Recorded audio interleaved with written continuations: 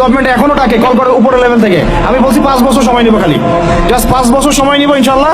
আমাকে 100 জনের প্যানেল দিয়ে দেন, পুরো শিক্ষা সিস্টেম চেঞ্জ করে দেওয়া যাবে ইনশাল্লাহ।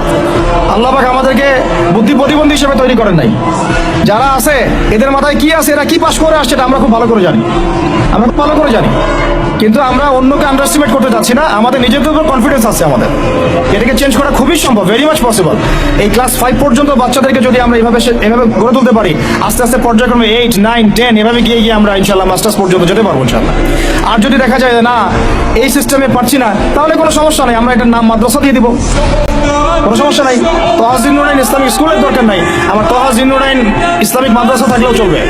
স্কুলই হতে হবে শেষে, নট নেসেসারি। আমার দরকার সিলেবাসটা কি, আমি পড়াচ্ছি কি, আমার এনভায়রনমেন্ট কি, আমার বাচ্চারা খেলতেছে কিনা, ভালো খাচ্ছে কিনা, ওদের পরিবেশ কেমন, এটা মূল কথা, আমার টাইটেলটা মূল কথা না। আর এই প্রজেক্টটা আমরা চাই সারা বাংলাদেশের 64টা জেলায় একটা করে বড় বড় ইউনিভার্সিটি হোক এবং 68,000 গ্রাম বাংলায় একটা করে বক্তব্য হোক।